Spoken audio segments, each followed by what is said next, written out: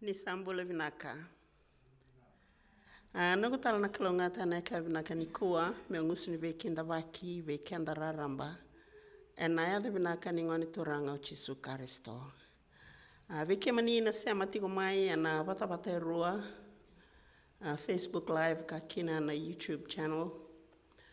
Ke mami kinda wake mani tiko ena ka vinaka ndenda. Vena vanua ni sema tigo mai kina.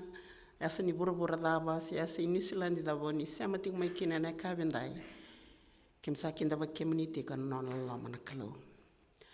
Ano bali ni songo ni ena ka vnikua o vinakata mo tarata ngana ngonongo mo kinda wake kemani andu dua sara na turanga kemani na marama thorbo onelewa ke kemani na soli. Tali enda sa dop tal mai ne katini ni mbongi ena ka vinaka nikua. Nona loloma na kalau kena nona vivaro taki na kalau kena nona mbula. O via kinda wake mani tiko kina ena ka vinaka ndendai. Mea kau sakai oti, ne katini mbongi ni kua, enda sa dapa tali tiku mai kina na ngauna, ni nonda mai vewa sei, ena kabendai, ena buku ni programo ni tiko mbula. Sa tiko pati ke kenda ena kabini kua, na nonda tokani, o koea ena mai wasia chuku be kenda ni tukutuka nonda bulangi tiko, ena bimbongi sauti mea dapa na kabinaka ni kua. I would like to take this time as well to welcome you, Karen. We are thankful that you are here again tonight. We understand that you have a busy schedules, and we also understand that you have been not well for the past few days, but we are grateful and we are thankful to the Lord that He has given you good health, enabling you to be with us again tonight. We just want to uplift your life to the Lord, and we thank Him for you being available again tonight. We are so looking forward to what you are going to share with us again tonight, and we are all waiting to hear the message and the insights that you're going to share with us tonight. And of course, ni ve kinda baki leka oya, au sengi ni ngule baba meuna kinda baki ira tal tinga oira erna mbera tiko mai ia erna mai ve tomani tiko pati ke kenda. Menonda pati tiko kina na nona ve baklonga taki na kalu ena mbongi ni kua. Au sana sureti kenda na ve banua dabanga enda tiko kina dan dambe tiko kina ena mbongi ni kua. Ke rawa ni lalo sombunga no lunda mendoa na nonda masu. Na masu manda turanga chowa na nema mi kalu na kalu mbula kemani na kalu levu na kalu dedere. Kem tada ki tiyo na mi kem vabini benake ve kemani ena kabinaga ni kua. Ve barotaki na nema mi mbula rani kema mi songo ni watalma ena tigni awe benakongo. Varo mi kema mi buli tale na itukutuk sa barotaki. Kem vela bete ki ve kemani na kalu na itukutuk kema mi nambule kina na kabinaga ni kua. Kem ngandreba turanga na bitumbir ni alumni na lo tambo. Mani tenguwa ni bosa baklonga taka na itukutuku. Kem labetal ngaki be kem ni no nambula nom ni tamata. Ena wasia chuku na itukutuku ni tikum bulumbula na kabinaga ni kua. Turanga ni tiku rabiti koya. Wakoko taki koya ni sulebe koya na bosa matata. Ena kena wasia tiku na itukutuku bina kongo. Kibe kema mi nandambe na bororong ena bongi ni kua. Bena banua kema na bese matiu mai kina. Kemi ngandreba tal ngana kalau na bebaro taki ni alumni na lo tambu kina na imam bola. Baro taka na yalo ni barongo. Baro taka na yalo turanga ni bebuli. Merongo ta nanto momuni na kabinaga ni kua. Nge baklonga taka na itukutuku. Baklonga taka tal ngana na imam bola. Kemi kare turanga na nomni bebusoti. Ena bukin na imam bola nruka. Bola ibalbala da. Kemi bakatu sagi beke mani ena bongi binaga ni kua. Jesu na ibambola.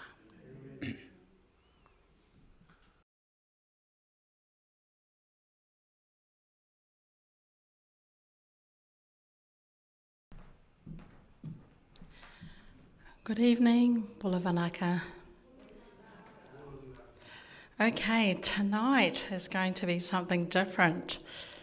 So over the next 2 nights, I'm going to actually be talking about how we can enhance our gut health. So everything that's in our tummy.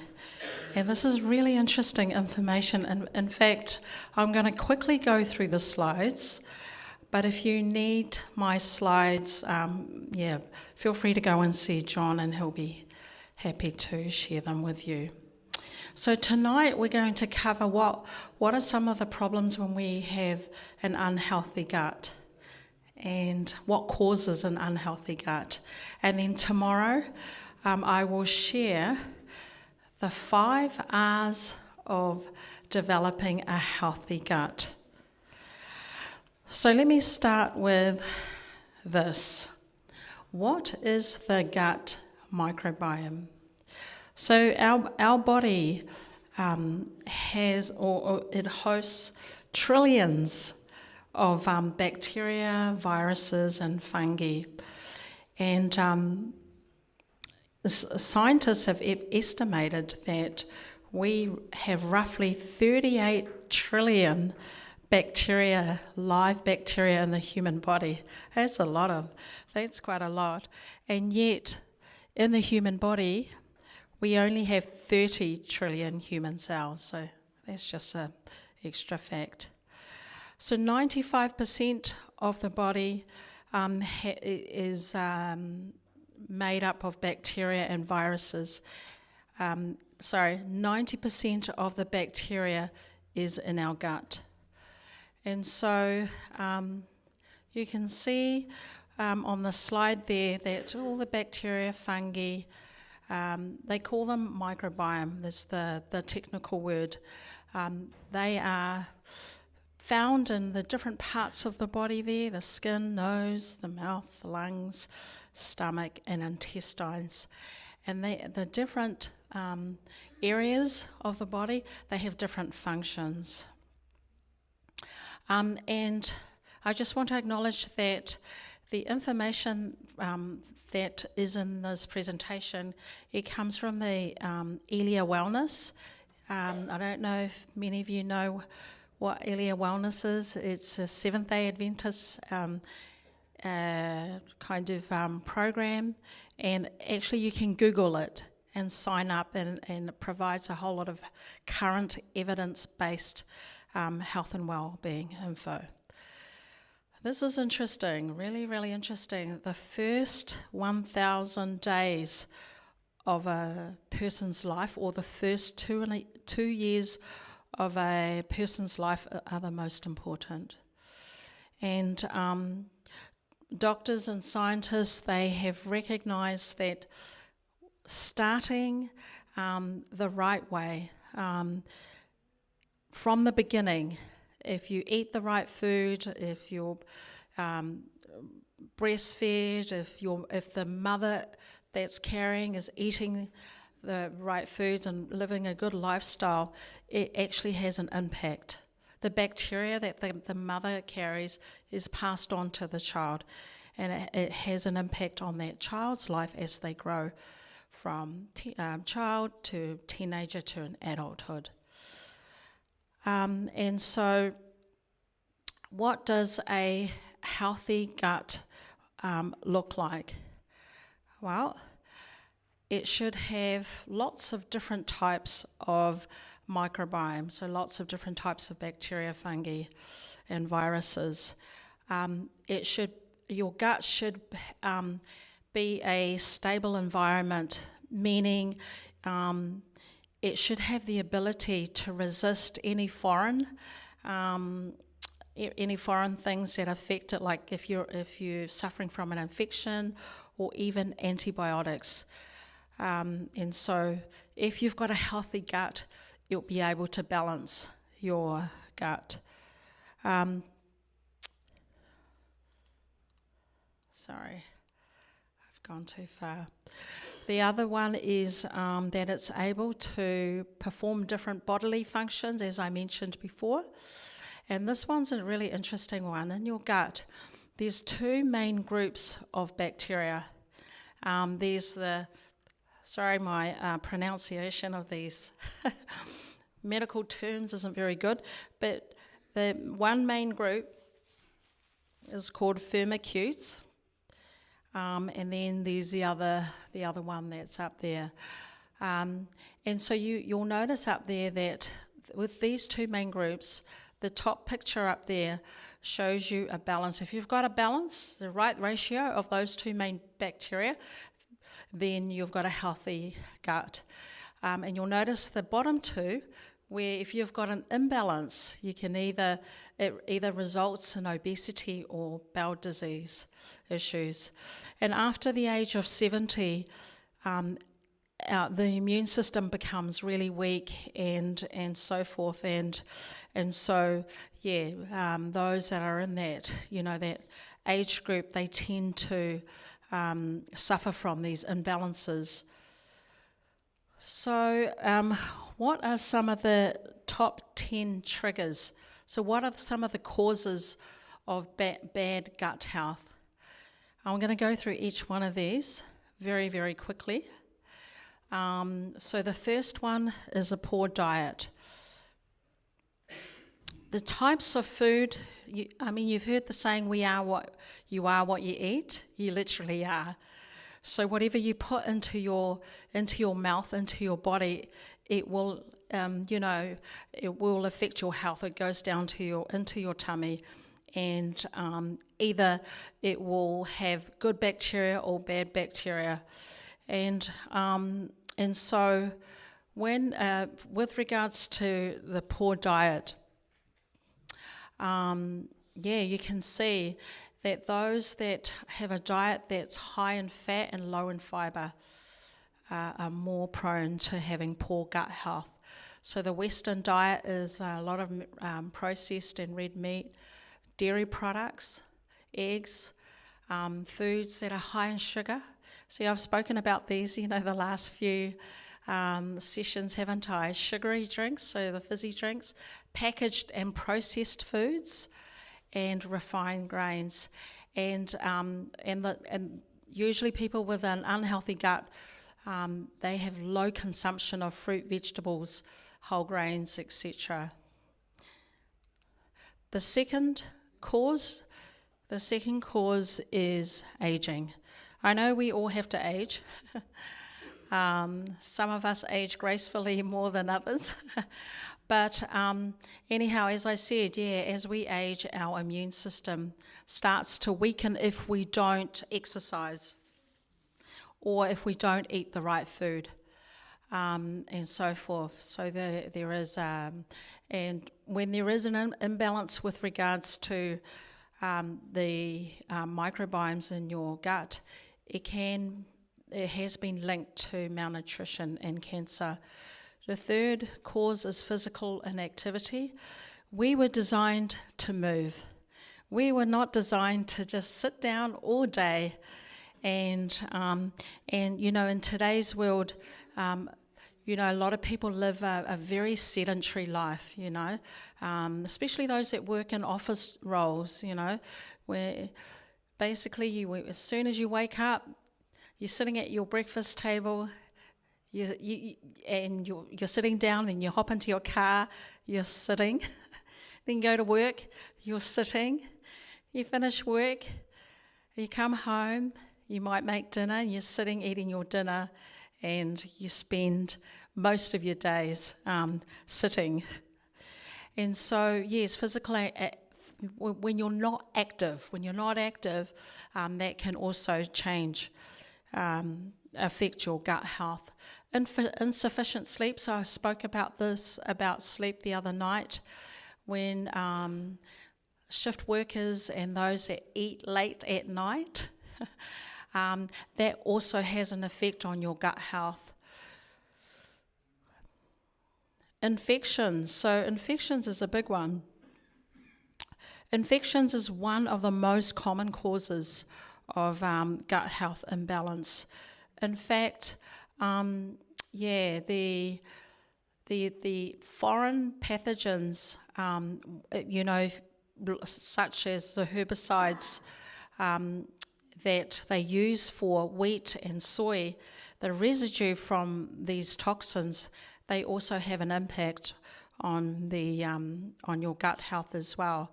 And so when we are prone to, when we are sick and so forth, we've got inflammation, It destabilizes your gut balance and so forth, and causes issue.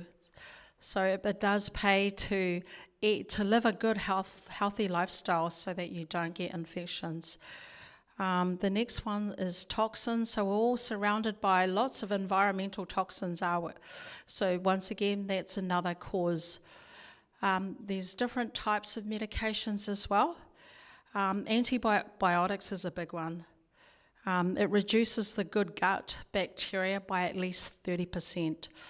So even though antibiotics, and I know I've got some medical people in here, that endorses and encourages antibiotics, it's probably one of those medications that you just want to be aware of, that it actually does reduce your good gut bacteria. The next one is tobacco. Cigarette smoking has been linked to poor gut health, and those that don't smoke, like the non-smokers or those that have quit smoking, researchers found that their bacteria has changed, the good bacteria levels has changed, it actually increases. Alcohol also has an impact on your gut health, and alcoholics had 27% more dysbiosis, which is the imbalance of the bacteria, 20% more than healthy people who drank little or no alcohol. And the last one there is stress. And we all know that stress has a huge impact on our body, but it also has a huge impact on your gut. Some of the common digestive symptoms that people generally suffer from is heartburn. And I don't know if we've ever experienced heartburn. I get heartburn when I eat kumara. I don't know why, but I tend to eat. Yeah, so it's that uncomfortable feeling that you have in your chest. And so, yeah, this is one of the results of, when you've got an unhealthy gut. Dyspepsia, which in other words, all it means is it's an upset stomach or indigestion. I think we've all suffered from this as well. Sore tummy, bloating, nausea, vomiting during or after a meal. And the next one is constipation. This is another one another symptom that a lot of people suffer from. And what causes constipation is if you've got a low fibre diet, you're not drinking enough water, too much stress, you're not active enough, and so forth. Diarrhea is another big one. And diarrhea is the body's way of clearing whatever is causing your upset stomach. So, yes. And then the last one here is excessive gas. And the causes of this is, if you eat a lot of beans, some people tend to pass a lot of gas. And the reason why is because if you've just started eating beans and legumes and stuff like that, your body's not used to big amounts of it. So if you're wanting to switch to eating, including beans and legumes into your diet, just have gradually increase it. Don't have like a whole tin of black beans or soybeans and so forth. Just have a little bit until your body can adjust to it, and then you keep increasing it from there. So switching from those that are lactose intolerant as well, so those that are sometimes allergic to dairy products and milk and so forth, also have problems here. And so some of the common digestive diseases is where there's gastro-reflux disease. So if you have continual heartburn, that can lead to serious problems. So if you've got suffering from heartburn, and its continuous recommendation as you go and see your doctor. This condition here is a very, very common one, irritable bowel syndrome. And this is where, people that suffer from this, they have cramps, it's constant, cramps, bloating, diarrhea and constipation. The other disease that is quite common is inflammatory bowel disease. And so those are the two main ones, are the top two that's listed there, the Crohn's disease and so forth. And one of the signs of inflammatory bowel disease is that you'll have continuous diarrhea, you'll have stomach pain, you'll find blood in your stools, sudden weight loss and fatigue. And the last one is colorectal cancer. Generally, this type of cancer occurs with people at an elderly age, but they're finding that it's actually affecting people at different ages. And so the encouragement here is really to have regular screening to identify if you do have it or not. So what are the signs? These are the red flags. When should you see a doctor? If you have, really bad stomach pain, you're vomiting blood, or you've got change in bowel habits, your stools are black and they have a smell, there's blood or mucus in the stools, you're not passing wind, and unexplained weight loss. So these are the red flags. If you're suffering from one or more of these, please go see a doctor. And so these are some of the other medical conditions that are related to poor gut health. So really, what you put into your mouth, over time, it will cause some of these medical conditions that are listed there. There's a whole lot of medical conditions: obesity, fatty liver, bowel disorders, heart disease, type 1 diabetes, autism even, asthma, eczema, dementia and Parkinson's disease. That's a whole lot of conditions there, and that's all related to your gut. Anyway, this is my last slide. There's a very short one tonight, but even though I've shown you some of the issues with regards and the causes of poor gut health, there's good news for us. So tomorrow night I will be presenting how we can develop a really good gut health and some of the things that we need to change in our own lifestyle. And the program here is called the 5R program for gut healing. And these 5 steps: remove, replace, repopulate, repair, and rebalance. And that is what I'll be talking about tomorrow. Okay, so thank you very much. If you need these slides, please go see John at the back. Thank you. God bless.